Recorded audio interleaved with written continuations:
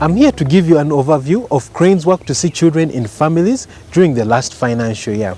You can find the details in the audit report.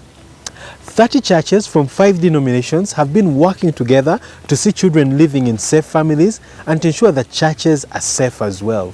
All churches are becoming more child-friendly by applying the 8 child-safe standards. Thousands more churches are now learning from these 30 churches and their denominational leaders as they promote positive parenting and child rights. The churches have also connected up with the local councillors and police officials so that they can work together to see that children are safe. Hundreds of churches have also engaged in November's Adoption Sunday celebrations. They've been trained in the Why Children Matter toolkit and engaged in advocating for children. All of the churches also now have child and youth ambassadors safely installed.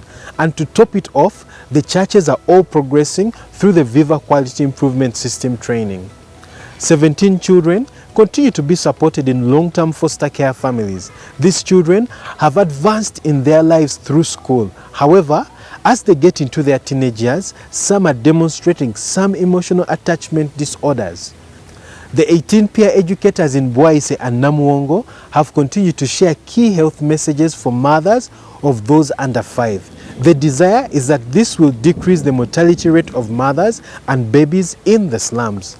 The peer educators have gone door to door. 3 clubs have also been set up so that mothers can come once a month for their babies to have health checks and for the mothers to find support from each other.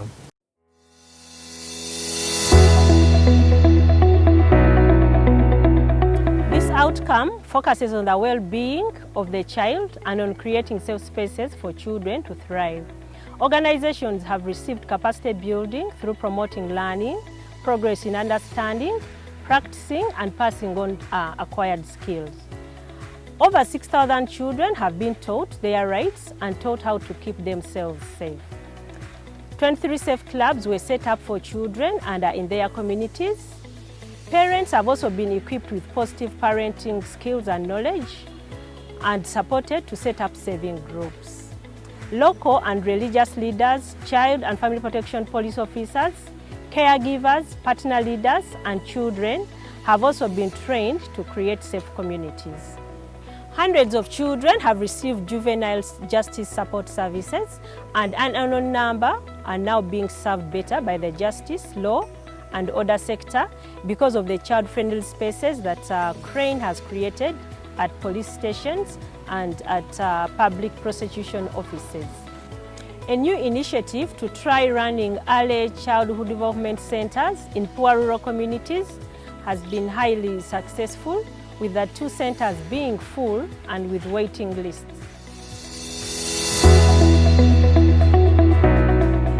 She was defiled by her auntie's husband. Her auntie found her in the bedroom with her husband, and her auntie was so annoyed with her. She reacted so badly, beat her up, she got so many bruises. She missed school that day, but some of her friends who were her neighbors saw her with bruises and asked her what had happened, but she feared to tell them. The next day, when she went to school, her friends saw her again and asked her what had happened, but she still didn't tell them, but they felt bad that she had been beaten by her auntie. So one of the teachers saw her and asked her what had happened. She opened up and told the teacher what had happened. The teacher knew about Crane and the fact that the case needed to be reported to police. So she went, supported the child, took her to the nearest police station, and the police asked her what had happened. She opened up and gave her story. Her teacher was concerned about taking her back to her auntie's home, and she convinced the police that she knows about an organization that helps children that are at risk. And she was supported by Crane. She was taken to a safe place and given counseling. This year, in 2020, she was taken to court and talked to the judge. She gave her story and she was happy that no one blamed her for what happened. The auntie had also realized the truth, and by now she was supporting her throughout the time of the court case. In February 2020 at High Court in Kampala, the uncle was imprisoned for 35 years and Sarah thinks he deserves the punishment he got. Sarah's message to other children is that please share with someone about any form of abuse you are facing so that you are helped. Hello everyone, my name is Winfred Adukule. I'm the Executive Director of Free Child Uganda. In the last 1 year, thanks to Crane, we've been able to offer legal aid services to over 500 children, and of which 50 have benefited from the resettlement program. We're very grateful for the partnership. We're also grateful that the Crane membership offers a platform for us to engage with the different organizations. Thank you, Crane, and we look forward to continue working with you.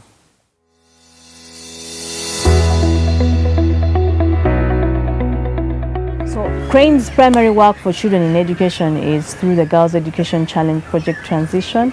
And in the last year, we saw that teachers continued to receive training in new classroom teaching techniques with particular focus on supporting children with special educational needs and disabilities.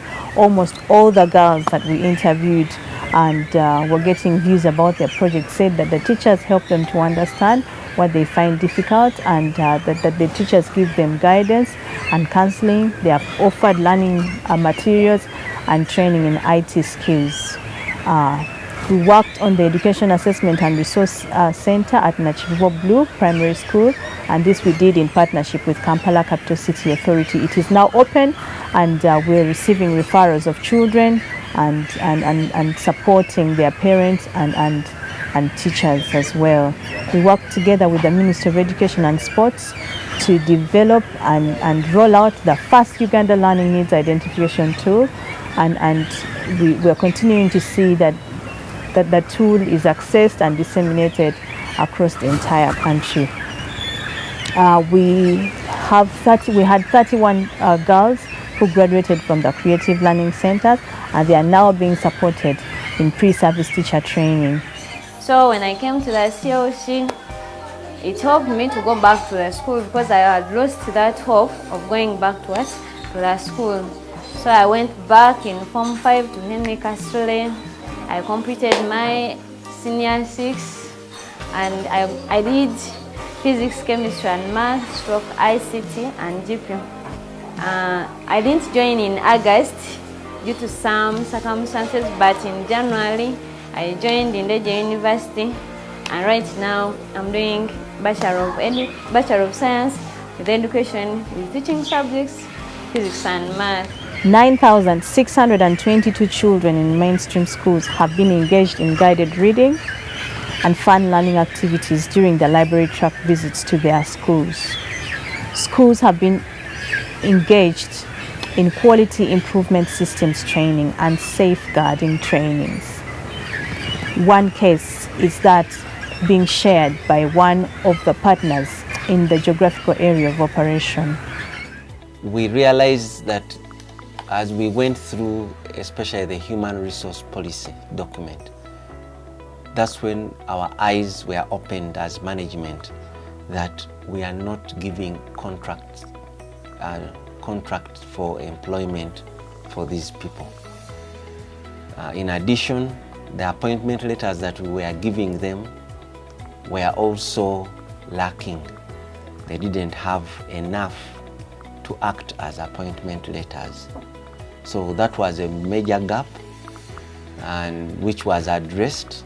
And as we talk now, we have these documents in place, and we issue them to the privately engaged staff annually. And through interactions with parents, 82% of the parents and caregivers are saying that they are now confident that their children are safe from abuse in schools. Almost 3,000 parents are in saving groups that help to keep their children in school.